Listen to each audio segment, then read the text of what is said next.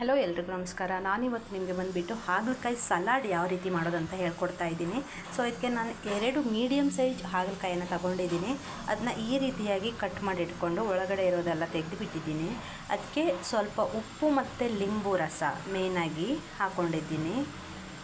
ನಿಂಬೆ ರಸ ಹಾಕ್ಕೊಂಡು ಉಪ್ಪು ಹಾಕ್ಕೊಂಡು ಮ್ಯಾರಿನೇಟ್ ಮಾಡಿಟ್ಕೊಂಡಿದ್ದೀನಿ. ಸೊ ಇದನ್ನ ಒಂದು 20 ಮಿನಿಟ್ಸ್ ಮಾಡಿಟ್ಕೊಂಡಿದ್ದೀನಿ ನಾನು, ಉಪ್ಪು ಮತ್ತು ಈ ಹುಳಿ ಅಂಶ ನಿಂಬೆ ಹುಳಿ ಎಳ್ಕೊಳ್ಳಿ ಅಂತ. ಸೊ ಇವಾಗ ಇದನ್ನ ಎಣ್ಣೆಗೆ ಬಿಡ್ತಾ ಇದ್ದೀನಿ. ಇನ್ನು ಸಲಾಡ್ ಮಾಡಲಿಕ್ಕೆ ಯಾವ ಥರ ಬೇಕು ಅಂದರೆ, ಒಂದು ಈರುಳ್ಳಿ ಮೀಡಿಯಮ್ ಸೈಜ್ ಇದು, ಅರ್ಧ ಟೊಮೆಟೊನ ತಗೊಂಡಿದ್ದೀನಿ. ಇದು ಸ್ವಲ್ಪ ದೊಡ್ಡ ಟೊಮೆಟೊ ಇತ್ತು, ಸೊ ಅರ್ಧ ತೊಗೊಂಡಿದ್ದೀನಿ. ಸ್ವಲ್ಪ ಕೊತ್ತಂಬರಿ ಸೊಪ್ಪು, ಆಮೇಲೆ ಸ್ವಲ್ಪ ಲಿಂಬು, ಅರ್ಧ ಲಿಂಬು ಇದರಲ್ಲಿ ನಾನು ಇದಕ್ಕೆ ಹಾಕ್ಕೊಂಡಿದ್ದೀನಿ, ಇನ್ನೂ ಅರ್ಧ ಇದರಲ್ಲಿದೆ. ಸೊ ಇದನ್ನ ಯಾವ ರೀತಿ ಮಾಡೋದಂತ ತೋರಿಸ್ಕೊಡ್ತೀನಿ. ಇವಾಗ ಇದು ಆಲ್ರೆಡಿ ಆಗಿದೆ, 20 ಮಿನಿಟ್ಸ್ ಇಟ್ಕೊಂಡಿದ್ದೀನಿ ನಾನು. ಸೊ ಇದನ್ನ ಇವಾಗ ಕಾದಿದೆ ಎಣ್ಣೆ, ಸೊ ಎಣ್ಣೆಗೆ ಬಿಡ್ತಾ ಇದ್ದೀನಿ. ಸೊ ಇದರಲ್ಲಿ ಉಪ್ಪು ಹಾಕಿದಾಗ ನೀರು ಸ್ವಲ್ಪ ಬಿಟ್ಕೊಡೋದ್ರಿಂದ ಚಟ್ಪಟ ಅನ್ನತ್ತೆ, ತುಂಬಾ ಚೆನ್ನಾಗಿರುತ್ತೆ. ಇದನ್ನ ಒಂದು ಸಲ ಮಾಡಿಬಿಡ್ತೀನಿ ನೀವು. ಸೊ ಕೆಲವರು ಕೈ ಅಂತ ಹಾಗಲಕಾಯಿ ತಿನ್ನಲ್ಲ, ಬಟ್ ಈ ರೀತಿ ಮಾಡ್ಕೊಂಡು ತಿಂದರೆ ಕೈ ಅಂತ ಅನಿಸೋದೇ ಇಲ್ಲ, ಪದೇ ಪದೇ ಮಾಡ್ಕೊಂಡು ತಿಂತೀರಾ. ಸೊ ಅಷ್ಟು ಟೇಸ್ಟಿಯಾಗಿರುತ್ತೆ. ಸೊ ಜಸ್ಟ್ ಒಂದು ಸಲ ಟ್ರೈ ಮಾಡಿ, ಮತ್ತೆ ಮತ್ತೆ ಮಾಡ್ಕೊಂಡು ತಿನ್ನೋದ್ರಲ್ಲೇ ಅನುಮಾನವೇ ಇಲ್ಲ. ಸೊ ನಾನು ಇದು ಒಂದು ಮಾಡ್ಕೊಂಡಿರ್ತೀನಿ. ಸೊ ಹೈ ಫ್ಲೇಮಲ್ಲಿ ಇಟ್ಕೊಂಡಿದ್ದೀನಿ ನಾನು ಇದನ್ನ. ಕಹಿ ಅನಿಸಲ್ಲ, ಕಹಿ ಅಂಶ ಬಿಡ್ತದೆ ಇದರಲ್ಲಿ ಮತ್ತು ಲಿಂಬೆ ಇರೋದ್ರಿಂದ ಹುಳಿ ಕಹಿ ತುಂಬ ಟೇಸ್ಟಾಗಿರುತ್ತೆ ಬಾಯಿಗೆ. ಯಾರಾದರೂ ಗೆಸ್ಟ್ ಬಂದಾಗ ಈವ್ನಿಂಗ್ ಸ್ನ್ಯಾಕ್ ಥರ ಕೂಡ ಇದನ್ನ ಮಾಡ್ಕೋಬೋದು, ಅಷ್ಟು ರುಚಿಯಾಗಿರುತ್ತೆ. ಇಲ್ಲ ಊಟಕ್ಕೆ ಸೈಡ್ ಡಿಶ್ಶಾಗಿ ಮಾಡ್ಕೋಬೋದು. ಟೇಸ್ಟ್ ಅಂತೂ ವಾವ್ ಆಗಿರುತ್ತೆ ಇದ್ರದ್ದು. ನಮ್ಮ ಮನೇಲಿ ಯಾವಾಗಲೂ ಮಾಡ್ಕೊಂಡು ತಿಂತಿರ್ತೀವಿ ಸೈಡ್ ಡಿಶ್ಶಾಗಿ ಇದನ್ನ.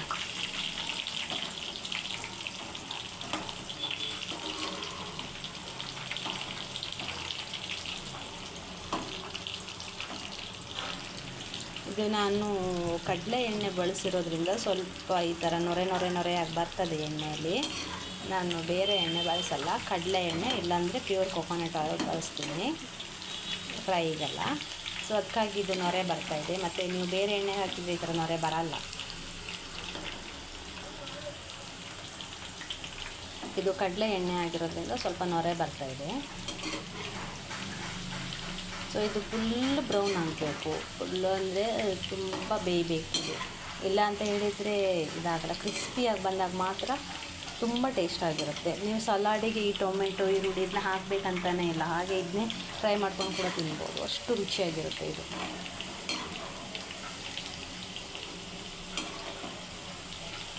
ಆಲ್ಮೋಸ್ಟ್ ಆಗಿದೆ ಇದು, ಇನ್ನೂ ಸ್ವಲ್ಪ ಆಗಬೇಕು. ಇಲ್ಲಿ ನೋಡಿ ಈ ಥರ ಇದೆ. ಇನ್ನು ಈ ಗ್ರೀನ್ ಕಲರ್ ಅನ್ನೋದು ಹೋಗಬೇಕು, ಗ್ರೀನ್ ಹೋಗಿ ಸ್ವಲ್ಪ ಬ್ರೌನ್ ಕಲರ್ ಬರಬೇಕು, ಆವಾಗಲೇ ಇದು ಬೆಂದಿದೆ ಅಂತ ಅರ್ಥ.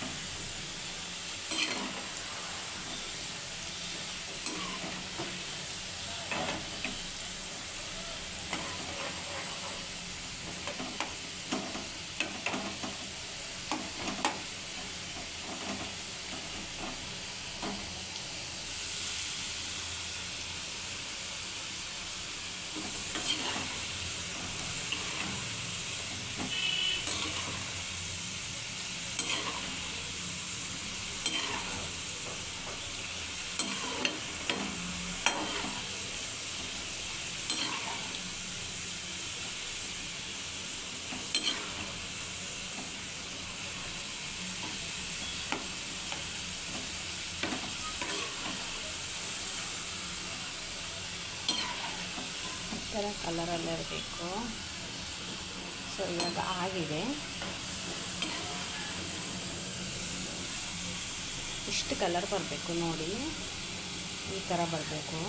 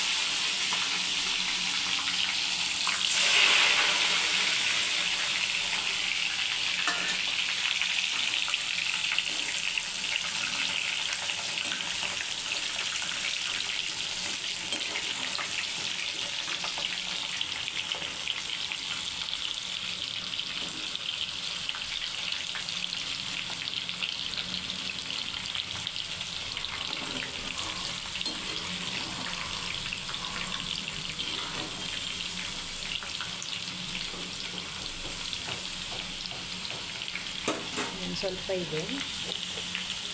ಸೊ ನಾನು ಇವಾಗ ಸಲಾಡ್ನ ಯಾವ ರೀತಿ ಮಾಡೋದು ಅಂತ ಹೇಳ್ಕೊಡ್ತೀನಿ. ಸೊ ನೋಡಿ, ಇದಕ್ಕೆ ನಾನು ತಗೊಂಡಿದ್ದು ಅಂತ ಹಾಗಲಕಾಯಿನ ಹಾಕ್ತಿದ್ದೀನಿ.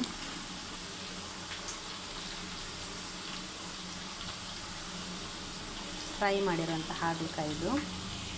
ಸೊ ಇದಕ್ಕೆ ಸ್ವಲ್ಪ ಟೊಮೆಟೊ, ಸ್ವಲ್ಪ ಈರುಳ್ಳಿ, ಹಾಗೆ ಸ್ವಲ್ಪ ಕೊತ್ತಂಬರಿ, ಹಾಗೆ ಸ್ವಲ್ಪ ಲೆಮನ್ನ ಸ್ಕ್ವೀಸ್ ಮಾಡ್ತಾಯಿದ್ದೀನಿ.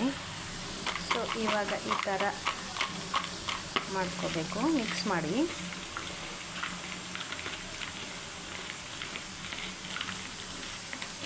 ಸೊ ನೀವು ಹೀಗೆ ಫ್ರೈ ಮಾಡ್ಕೊಂಡು ತಿನ್ಕೋಬೋದು, ನೋ ಪ್ರಾಬ್ಲಮ್. ಬಟ್ ಈ ಥರ ಮಾಡಿದರೆ ಇನ್ನೂ ಕೂಡ ಸ್ವಲ್ಪ ಕಲರ್ ಆಗಿರುತ್ತೆ ಅಂತ ಅಷ್ಟೇ, ಮತ್ತೇನಿಲ್ಲ. ನೀವು ಎರಡು ರೀತಿ ಕೂಡ ಮಾಡ್ಕೊ ತಿನ್ಬೋದು. ಸೊ ಇವಾಗ ನಾನು ಇದರಲ್ಲೊಂದು ತಿಂತಾಯಿದ್ದೀನಿ. ತುಂಬಾ ಟೇಸ್ಟಿಯಾಗಿದೆ. ಸೊ ಪ್ಲೀಸ್ ಮಾಡ್ಕೊಬಿಟ್ಟು ನನಗೆ ಕಮೆಂಟ್ ಮಾಡಿ. ದಯವಿಟ್ಟು ನನ್ನ ಚಾನಲ್ನ ಸಬ್ಸ್ಕ್ರೈಬ್ ಮಾಡಿ ಅಂತ ಕೇಳ್ತಾ ಇದ್ದೀನಿ. ಹಾಗೂ ನೆಕ್ಸ್ಟ್ ವೀಡಿಯೋದಲ್ಲಿ ನಾನು ಬಂದುಬಿಟ್ಟು ನಾಳೆ ಚಿಕನ್ ಸುಕ್ಕ ಪೌಡರ್ ಯಾವ ರೀತಿ ಮಾಡೋದು ಅಂತ ಹೇಳ್ಕೊಡ್ತಾ ಇದ್ದೀನಿ. ಅದು ಸ್ಪೆಷಲಾಗಿ ಕುಂದಾಪುರ ಚಿಕನ್ ಸುಕ್ಕ ಪೌಡರ್. ಸೊ ಇದನ್ನ ಮನೇಲಿ ಮಾಡ್ಕೊಂಡು ಒಂದು ಸಲ ಚಿಕನ್ ಸುಕ್ಕ ಮಾಡಿಬಿಡಿ, ತುಂಬಾ ಟೇಸ್ಟಿಯಾಗಿರುತ್ತೆ. ಸೊ ನೆಕ್ಸ್ಟ್ ವೀಡಿಯೋದಲ್ಲಿ ನಾನು ನಿಮಗೆ ಚಿಕನ್ ಸುಕ್ಕ ಮಸಾಲ ಪೌಡರ್ ಯಾವ ರೀತಿ ಮಾಡೋದಂತ ಹೇಳ್ಕೊಡ್ತಾ ಇದ್ದೀನಿ. ಸೊ ಈ ಚಾನಲ್ನ ನೀವು ನೋಡಿದ್ದಕ್ಕೆ ಎಲ್ರಿಗೂ ಧನ್ಯವಾದಗಳನ್ನು ತಿಳಿಸ್ತಾ ಇದ್ದೀನಿ. Thank you so much.